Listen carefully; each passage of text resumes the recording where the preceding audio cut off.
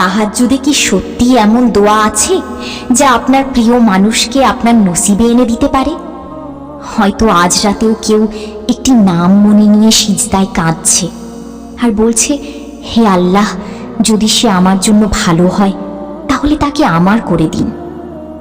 কিন্তু জানেন কি, কিছু দোয়া আছে যেগুলো শুধু মানুষকে কাছে আনে না, বরং বদলে দেয় পুরো তাকদীর। আজকের ভিডিওতে জানবেন তাহাজ্জুদের সেই হৃদয়ে ছুঁয়ে যাওয়া দোয়াগুলো, যা ভালোবাসাকে হালাল পথে আল্লাহর রহমতে পরিণত করতে পারে। কখনো কি এমন কাউকে চেয়েছেন যার জন্য আপনার হৃদয় বারবার আল্লাহর দরবাজায় করা নাড়ে? এমন কাউকে যাকে ভাবলে বুকের ভিতর অদ্ভুত শান্তি নেমে আসে, কিন্তু ভয়ও হয় যদি সে আমার না হয়। অনেকেই ভালোবাসার জন্য মানুষকে ধরে রাখার চেষ্টা করে, কিন্তু কিছু মানুষ আছে যারা ভালোবাসার জন্য সিজদায় পড়ে যায়, আর তাহাজ্জুদের সেই কান্না কখনো কখনো কদর বদলে দেয়। আজকের ভিডিওতে আমরা জানব তাহাজ্জুদে এমন কোন দোয়া করবেন যাতে আল্লাহ আপনার জন্য উত্তম সিদ্ধান্ত লিখে দেন। আর যদি সেই মানুষটি আপনার জন্য কল্যাণকর হয়, তাহলে আল্লাহ অসম্ভবকেও সম্ভব করে দেন। রাতের শেষ অংশ, যখন পৃথিবী ঘুমিয়ে পড়ে, তখন আসমানের দরজা খুলে যায়। রাসূল সাল্লাল্লাহু আলাইহি ওয়াসাল্লাম বলেছেন, আল্লাহ রাতের শেষ তৃতীয়াংশে নিকটবর্তী আসমানে নেমে আসেন এবং বলেন, কে আছে যে আমাকে ডাকবে, আমি তার ডাকে সাড়া দেব। এই সময়ের দোয়া ফিরিয়ে দেওয়া হয় না। অনেক মানুষ দিনের বেলায় যার সাথে কথা বলতে পারে না, রাতের তাহাজ্জুদে তার নাম নিয়ে আল্লাহর সাথে কথা বলে। কারণ মানুষ হৃদয় বদলাতে পারে না, কিন্তু আল্লাহ পারেন। আপনি যদি কাউকে সত্যিই হালাল ভাবে চান, তাহলে সবচেয়ে সুন্দর পথ হলো আল্লাহর কাছে তাকে চাওয়া। কিন্তু একটা বিষয় বুঝতে হবে, সব অনুভূতি ভালোবাসা নয়। কখনো কখনো আমরা কাউকে এত বেশি চাই যে সেটা ভালোবাসা থেকে আসক্তিতে পরিণত হয়।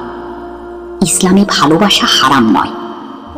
হারাম হলো ভালোবাসার নামে গুনাহে জড়িয়ে যাওয়া।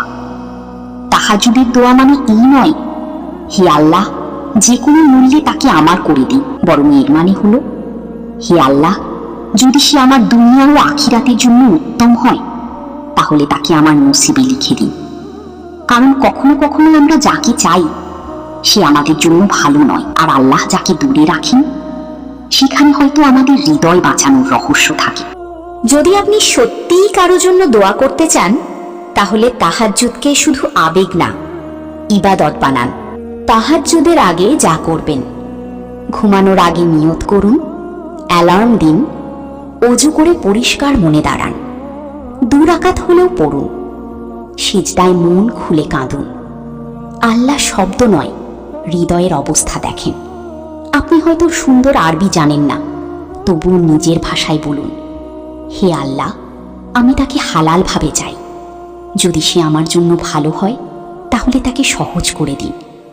আর যদি ভালো না হয়, তাহলে আমার হৃদয়কে শান্ত করে দিন। এখন আমি আপনাদের এমন কিছু দোয়া বলবো যেগুলো ভালোবাসা, নসিব ও হৃদয়ের শান্তির জন্য পড়া যায়। দোয়া 1, রব্বি ইন্নী লিমা আনজালতা ইলাইয়া মিন খৈরিন ফাকির।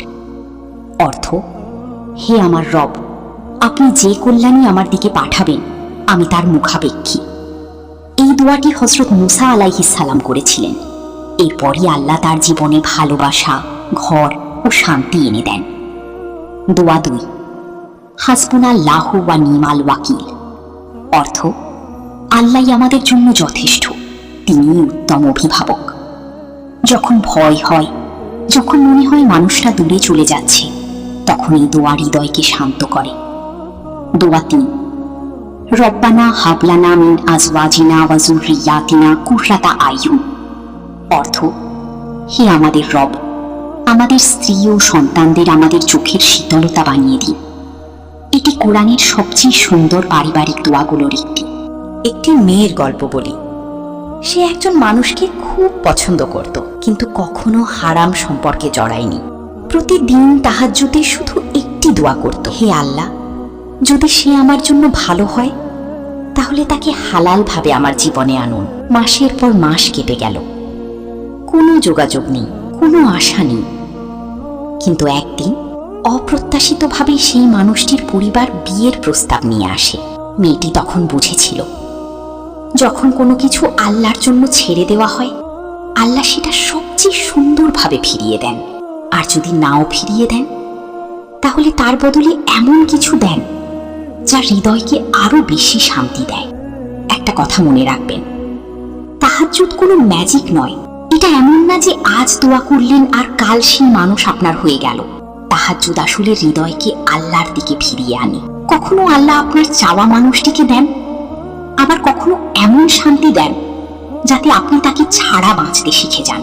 সবচেয়ে বড় মিরাকল হলো আল্লাহ যখন ভাঙা হৃদয়কে শান্ত করে দেন। আজ রাতেই হয়তো কেউ তাহাজ্জুদে কাঁদবে, কারো নাম নিয়ে আল্লাহকে ডাকবে।